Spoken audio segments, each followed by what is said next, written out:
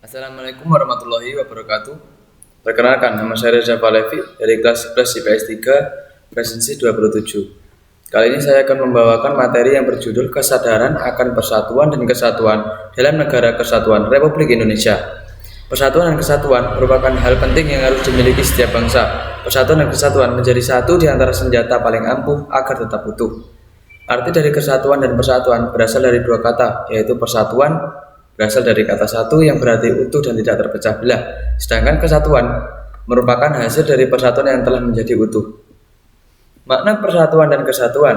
Untuk memahami makna sesuatu, terlebih dahulu kita harus memahami konteksnya terlebih dahulu.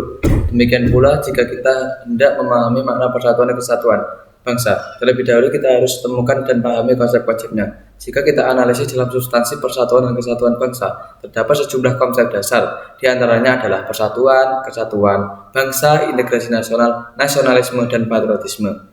Persatuan secara sederhana berarti gabungan ikatan, kumpulan, dan sebagainya dari beberapa bagian menjadi sesuatu yang utuh. Konsep bangsa dalam substansi ini adalah bangsa Indonesia, yaitu bangsa yang menghuni wilayah Nusantara dari Sabang sampai Merauke. Dengan demikian, persatuan bangsa mengandung pengertian persatuan bangsa Indonesia yang menghuni wilayah Nusantara.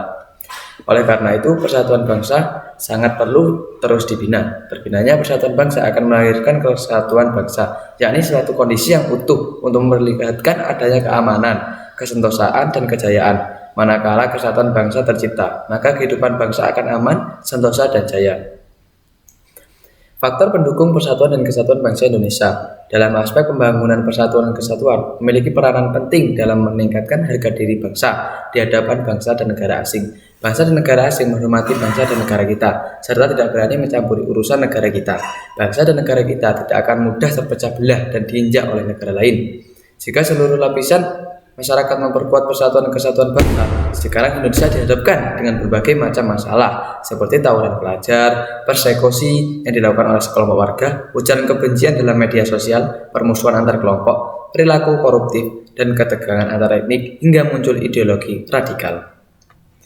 Ada 3 faktor yang mampu untuk memperkuat persatuan dan kesatuan negara Indonesia. Yang pertama yaitu Sumpah Pemuda. Sumpah Pemuda merupakan sumpah yang menunjukkan kebulatan tekad dari seluruh pemuda Indonesia yang merupakan unsur utama perjuangan bangsa dalam melawan penjajah untuk mempersatukan seluruh rakyat Indonesia dalam memperjuangkan meraih kemerdekaan. Sumpah Pemuda dapat mempererat hubungan kekeluargaan dan persaudaraan, membina kerukunan hidup dalam bermasyarakat.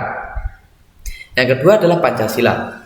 Pancasila dapat memperkukuh persatuan dan kesatuan negara Indonesia karena nilai-nilai Pancasila bersifat universal dan menyeluruh. Nilai-nilai Pancasila berlaku menjadi pedoman hidup rakyat Indonesia tanpa memandang perbedaan suku, bangsa, agama, budaya, bahasa, dan lain sebagainya. Bhinneka Tunggal Ika. Bhinneka Tunggal Ika berarti berbeda-beda tetapi tetap satu jua. Inti dari semboyan ini adalah adanya persatuan di dalam berbagai perbedaan. Semboyan ini menjadi penyemangat seluruh rakyat Indonesia untuk mempersatukan bangsa Indonesia di tengah-tengah perbedaan. Dan selanjutnya yaitu faktor penghambat persatuan dan kesatuan bangsa Indonesia. Persatuan dan kesatuan bangsa Indonesia merupakan syarat mutlak untuk kemajuan bangsa dalam menerapkan persatuan dan kesatuan bangsa. Ada beberapa faktor penghambat yaitu geografis. Wilayah Indonesia terdiri atas beribu-ribu pulau yang dihubungkan oleh lautan, pulau, dan selat yang harus dijaga. Wilayah Indonesia harus tetap menjadi satu kesatuan wilayah nasional beserta dengan segala isi dan kekayaannya. Jika kondisi wilayah Indonesia tidak dijaga, maka ini dapat memperlemah persatuan dan kesatuan bangsa. Yang kedua adalah pembangunan yang tidak merata. Pembangunan yang tidak merata dapat menimbulkan kecemburuan antar daerah yang dapat menyebabkan pergolakan daerah atau konflik. Oleh karena itu, pemerintah hendaknya mendistribusikan pembangunan secara merata. Jika tidak, hal ini dapat memperlemah persatuan dan kesatuan bangsa Indonesia. Yang ketiga adalah keberagaman masyarakat Indonesia. Keberagaman suku, agama, ras di Indonesia sering memunculkan perbedaan yang mengarah pada konflik antar umat yang tidak terelakkan lagi. Oleh karena itu, masyarakat Indonesia harus menjunjung tinggi perbedaan dan toleransi. Jika tidak, hal ini dapat menjadi penghambat persatuan dan kesatuan bangsa Indonesia.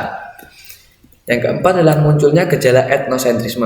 Salah satu penyebab munculnya masalah etnosentrisme adalah pluralitas bangsa Indonesia. Pluralitas masyarakat Indonesia menyebabkan berbagai persoalan seperti setiap suku, agama, ras, dan golongan yang berusaha memperoleh kekuasaan dan menguasai yang lain.